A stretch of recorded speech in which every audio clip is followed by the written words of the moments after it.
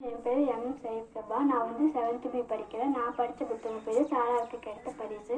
இந்த புக்கு எழுதணும் வந்து தமிழரசி. இந்த புக்கில் என்ன செய்யுதுன்னா, ஒரு சின்ன கிராமத்தில் சாரா மாயா 2 பேர் இருக்காங்க. அந்த 2 பேர் நெருங்கிய நண்பர்கள். சாரா வீடு முதல் வீடு, அதுக்கு அடுத்த வீடு மாயா வீடு.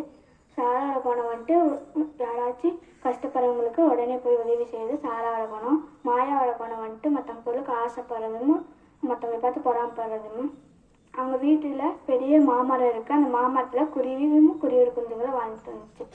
ஒரு நாள் சாரா தனியாக நடந்து போயிட்டு இருக்கும்போது சாரா ஒரு கோழி குஞ்சு வந்துட்டு கீழே விழுந்ததை பார்த்துட்டு அவள் போயிட்டு ஒரு நாற்காலி எடுத்துகிட்டு வந்துட்டு அதுக்கு தாய்க்குருவிக்கிட்டே கொடுத்துட்றான். அதுக்கப்புறம் தாய்க்குருவி நன்றி சொல்கிற விதமாக 2 கொய்யா விதைகளை கொடுக்குது. அதுக்கப்புறம் அது மாயாஜால கொய்யா விதைன்னு தெரியாமல் ஒன்றை மட்டும் வச்சுட்டு இன்னொன்று வந்துட்டு அவள் தோட்டத்தில் போகிற ஒரே வாரத்தில் பெரிய மரமாக ஆகி நிறைய பழங்கள்லாம் கொடுக்குது. அதை பார்த்து ஊர் மக்கள் அவளை பாராட்டிட்டு ஒவ்வொரு பழமாக எடுத்துகிட்டு போகிறாங்க. அதுக்கப்புறம் மாயா வந்துட்டு இவ எப்படி இதெல்லாம் எடுக்கிறா, நம்மளும் இந்த மாதிரி எடுக்கணும் அப்படின்னு சொல்லிட்டு அவள்கிட்ட போய் கேட்குறான். சாரா வந்துட்டு நடந்ததெல்லாம் சொல்கிறான். அதுக்கப்புறம் அவள் தயக்கப்படாமல் கேட்குறா, எனக்கு கொடுக்குறியா அந்த விதையை அப்படிங்கிறா. அவன் மனசில் மாயா நினச்சா அவளை பொறாம பிடிச்சா அவள் நமக்கெல்லாம் கொடுக்க மாட்டா அப்படின்னு நினைக்கிறான். அதுக்கப்புறம் அவள் சாரா எதுவுமே நினைக்காம கொடுத்துட்றான். அதுக்கப்புறம் நினைக்கிறாச்சு நம்ம ஃப்ரெண்டு இப்படி நினச்சிட்டுமே அப்படின்னு நினைக்கிறான்.